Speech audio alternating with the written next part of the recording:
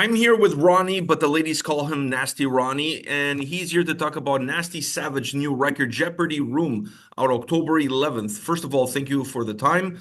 Thanks for chatting. I know it's not great times for you, based on where you live and with the weather conditions. So I appreciate you taking a strong hold on this and chatting with me about the album and the band. No, man, we appreciate the opportunity. And yeah, it is a trying time. It's like was born in a crossfire hurricane, man. And the album's going to be released on the day this thing hits, man. The Jeopardy Room. Let's do this. Look, what the stars are aligned, if you will. The hurricane is coming, and it's a record and an actual hurricane. So Yeah. it's been 20 years between records. It's a long time. How would you describe that time period? Well, it's a journey. It's like life's a journey. We're celebrating 40 years of Nasty Savage. We just played Keep It True Festival last Friday in Germany, and Oliver, the promoter, had an idea to celebrate 40 years of Nasty Savage. At the same time, he's a friend of Frank's from FHM Records, who has a booth set up there. There's a bunch of vendors, a big swap meet, and that's where the record was going to be released. So a year ago, last October, I sat with Frank and we did this deal, and he believed in us without hearing a note because he was a Savage fan. He said, let's do it. Let's do it. So we did. And we had a timeline, and we met the timeline. We did the production, the recording. We played Keep It True. The records were released there. And the response has been great from all the media and everything. And so, 20 years ago, we did Psycho Psycho going backwards. And so 20 years ago, we did Psycho Psycho. And we did that after being out of action from the early 90s, because a guy gave us a bunch of money to get back together, and we did. We recorded. He gave us a lot of money, plus he paid for the recording, and then after we did it, we wrote the songs, and we got back together and did that, but we really didn't do any shows or anything to support it. So, we all faded away again. And after that, a few years later, I started getting calls from promoters, and so I said, man, maybe I should try to get a band back together, Nasty Savage again. And no one was really into it.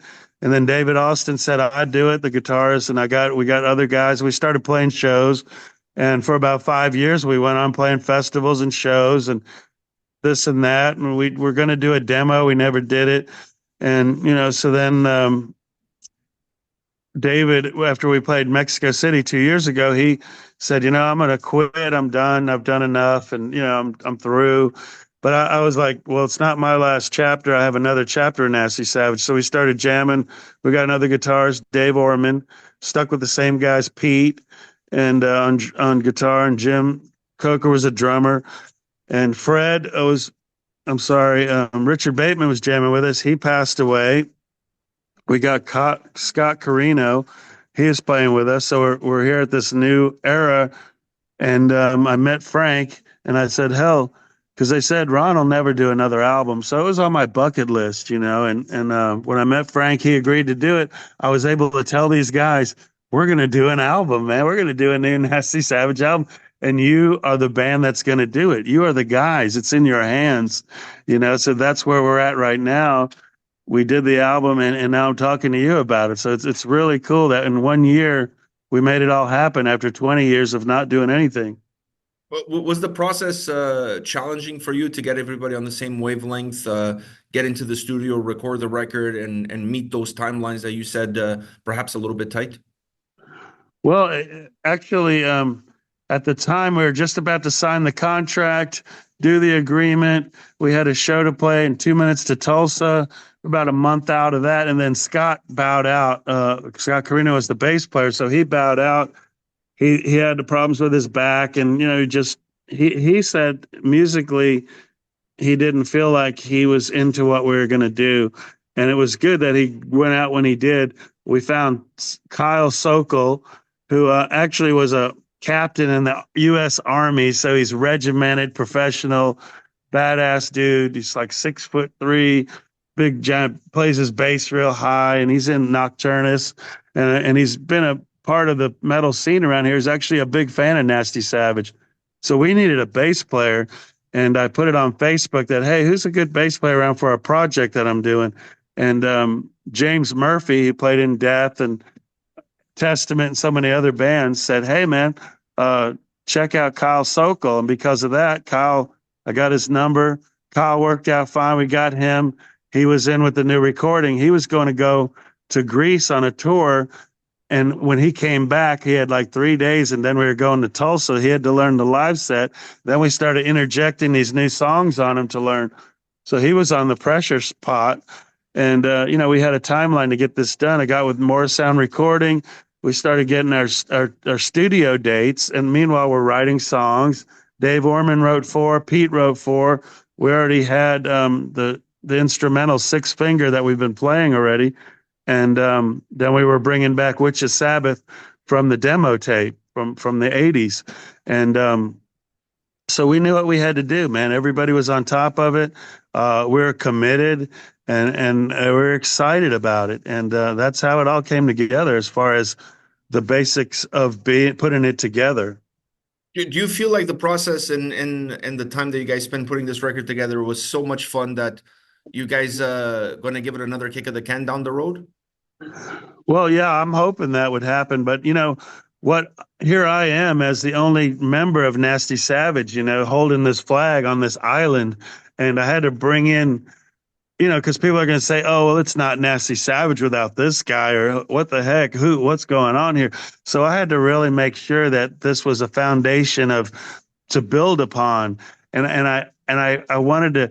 These guys are shredding guitar players, and they're in the death metal, and they're in bands like Contorted, and Jim, the drummer's been in Brutality, and they're good guys, but they're also Savage fans, so they knew they had big shoes to fill. But I told them, I said, dude, don't worry about the past. This is a new chapter. I said, let's take it like the $6 million man. Let's go bigger, stronger, faster. I want some ka-chunk, some really killer shit that maybe we never did before. Maybe even a little more accessible to younger metalheads that are more into the death metal stuff. Or I want to be accessible with this album. It doesn't need to be obscurity and just total weirdness, man. Give me what's in your heart, and I know it'll be fine. And so I would get a title, and I would say, okay, Dave, I said, I've got this title named called Brainwasher. Give me something, man. I go, Pete, I've got this title called Schizoid Platform. And I would just kind of tell him what I'm thinking. Schizoid's like psycho, schizophrenia, whatever. It's like it needs to be crazy sounding. And he goes, yeah, man, I've got this slow part here that you could sing slow. And I came up with the words red cloak clowns, looking down, humanoid, avoid the void, corrosive minds, divide the night, hell avato, mondo bizarro. And the whole thing is, to me, is mondo bizarro. And it's two words, mondo bizarro, that I always had in my notes that I always wanted to add in a song. And I finally got to use them on Schizoid Platform. And then I told Dave, I said, Dave, I got another song. It's about the Aztecs and the Mayans. It's a storytelling thing, sort of like Asmodeus on the first album. And I want to sing about, the how their civilization disappeared and they were sacrificing people to the sun gods and ripping their hearts out. And I watched the movie Apocalypto, and I always wanted to write about that subject, never did. So Dave started watching Apocalypto a few times, and then I go, I want this eerie intro, and damn, he supplied that. And Dave lives in Alabama, so we're doing it through Messenger. And I said, man, you need to tell me where I come in, sing, stop, chorus, stop. And that helped me create a canvas that I had to write to, because I look at everything as a creator on a canvas of a blank canvas, and the words are the color of the paint, but I've researched my topics. So I have pages and pages of topical words and phrases and rhymes that go with that title. And that's how I do my thing. But I don't start really writing or putting it all together until I hear the music, because the rhythms will set you free. The rhythms will set you free. So that's when I started writing. And it's the same thing with every song we did. And it was a really fun, exciting time for me to really create after 20 years. And I knew we had something really cool and it was special to me, and it was new excitement and new energy. The band's roots are in Florida. So when you look at those roots and when you look at how the band got it started, how influential was the local death metal scene in terms of the sound that you guys wanted to create? Well, I mean, it was actually the other way around, I would think. I said, because in the old days, we blazed our own trail. There was no one before us except maybe Sabotage, and they were in another area, St. Petersburg. And we used to go see them before I was ever in a band. I was inspired by early British heavy metal, when Venom came out, I was like, wow, what is this? I thought the Sex Pistols were impactful, but then Venom came out and it told us that we could do anything we want to do. There are no rules. Then Possessed came out and started that death metal, heavier thing.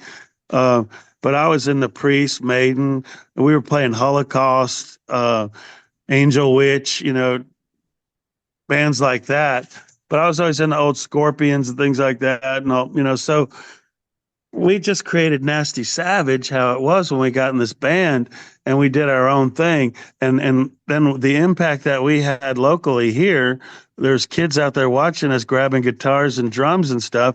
And then that started the second wave that came in, like Deicide, Morbid Angel, Obituary, Nocturnus, Atheist.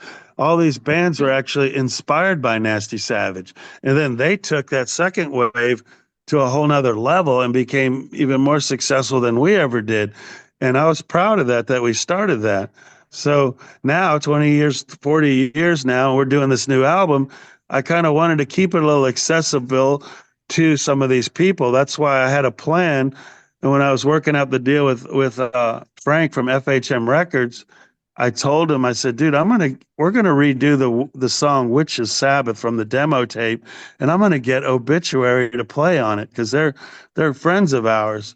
Matter of fact, when I was a kid, when I was early in Nasty Savage days, living at home with my mom said, there's two boys at the door, they want to talk to you. So I go to the door and I open it up. There's these two kids on bicycles. And they're sitting there going, "Are you Nasty Ronnie?" I go, "Yeah." And they go, "Well, we're John and Donald Tardy. We want to know how to start a band." They found my house on bicycles, man. I go, "You guys are brilliant, man." I go, "Get in my car. I got a 70 Chevelle. We're going to Lithia Springs. We're going to throw the Frisbee for about 5 hours, and then you guys will be ready to roll." And then look what happened to them. They're professional, strategic. They're businessmen that took it to another level. So proud of that. And then about 10 years ago, they gave us homage and put us in the animated video 10,000 Ways to Die that got a resurgence for Nasty Savage in their market, in their demographic. And it has over 7 million views right now. Then they did a book and they put us in a whole chapter of their inspiration. So when I was going to do this album, I knew what I had to do. I had to bring the past to the future, and we turned a classic song like Witches Sabbath into an epic song. Hearing John Tardy singing and Donald playing the drums, it was just amazing. It was a plan that we had. So it's just an amazing stuff. And I think it all comes together now. And sure, my guys were in the death metal. They were in a band called Contorted, and Jim was in Brutality and all this stuff. And I'm just my own person, and I'm not really inspired by anybody. I just do my own thing. But yeah, we were aware of all that, and that's why I told him. I said I want it bigger, faster, stronger. I want it heavier. Take it to another level. It's in your hands, and we had that accomplishment to do, and I think we accomplished that. All right, with the album coming out October 11th, are you guys planning to hit the road, play some shows across North America? What's the schedule looking like? Well, in this day and age, man, it's like I'm 62 and keeping it true. Matter of fact, we just played Keep It True Fest in Germany Friday night, and there was a celebration of 40 years of Nasty Savage, and it was all part of that timeline that Frank and I came up with, and then Oliver, the promoter, agreed that it's a great idea to celebrate 40 years, and the album was released there ahead of time, and man, it was going like hotcakes because we've had a lot of press and media coverage all over Europe. And some of the songs have been released, Brainwasher, Schizoid Platform, and we're about to release Witches Sabbath on a lyric video. So, you just take it step by step. It was great to be able to play. It was great for the guys to feel the impact that Nasty Savage has had on so many people. In an autograph session, meet the band thing we did there, we are supposed to do it for 30 minutes. And we were there for 90 minutes, and not even half the people got to come by and meet and greet and sign. So it's an exciting time, but now we just got to take it step by step. We're going to be playing Hell's Heroes in March in Texas, which is a big metal fest. We're playing Swarm Fest, which is a smaller metal fest here in Tampa in November, and then we'll see what comes in. We're talking to. I don't have a booking agency, don't have management, so we're gonna adapt to all that stuff, but we're taking it step by step. We're letting the media surface and let people know about it, educate them, and then we'll start getting more calls and some more business. But most of the guys still have day jobs and trying to balance everything of life. Sounds like you're doing a good thing to keep everything balanced out and get the name of the band back out there circulating. And this release is definitely going to help that. And those shows are definitely going to help that. Nasty Ronnie, thank you for your time, man. I know there's a hurricane coming. So my wishes is that you and the family stay safe, stay healthy, and maybe I'll see you at one of those festivals. Yeah, man. I appreciate what you do, people. If you're listening right now, this platform is so important because it helps promote a band like Nasty Savage from 40 years ago, and we're still here. But it's about marketing and promotion. And you're in Canada, I'm in Florida. We're talking today because of one thing, people. It's because of heavy metal, the music we love, the music that brings us together, because it doesn't matter who you are, where you are, what color you are. It doesn't matter what language you speak, because it's the language of metal music, and it's a wonderful thing. And we just got to celebrate the times we have, the value we can give others. And there's a line in the song, Southern Fried Homicide, that says, "Joy and sorrow, today and tomorrow. What greater crime than the loss of time?" So make the most of your day, make the most of your life, and enjoy it, because it goes by really fast. And Life you comes know, at you super fast when you're not, without even realizing. It can go away in a blink of an eye. So definitely you need to enjoy every single moment.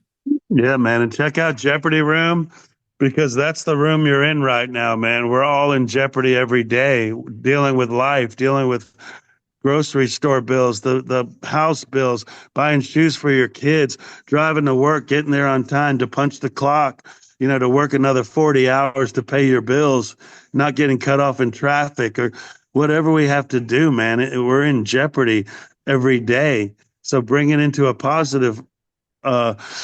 to a positive and not a negative, but you're caught in this jeopardy room. And right now, we did indulgence, abstract reality, penetration point, and now it's time for Nasty Savage 2024 Jeopardy Room, man. You got to check it out. You got to get it. You got to have it, and we'll see you guys someday on tour in your town, man. But spread the word of Nasty Savage. We have a Facebook group called Nasty Savage Metal Nights. If you're in the Savage, like-minded people, you can go there and sign up, share your stories, share your reviews of the new album that you got it, or just stories from the past when you met us. But we'll interact with you, and we can't wait to hear from you guys. Thank you so much, I'll man. put a link to it in the description of this video so people can go there and check it out and see for themselves. Cool. And you could join yourself, and you could link it right there. You could put it in that thing. It's Nasty Savage Metal Nights. So feel free to join and be a part of it, man. Let's stay in contact, brother. I appreciate everything you're doing. Oh, my pleasure, man. Thank you for taking the time. And once again, stay safe, you and the family out there. Thank you so much, man. All the best. See you, man. Bye. Thank you.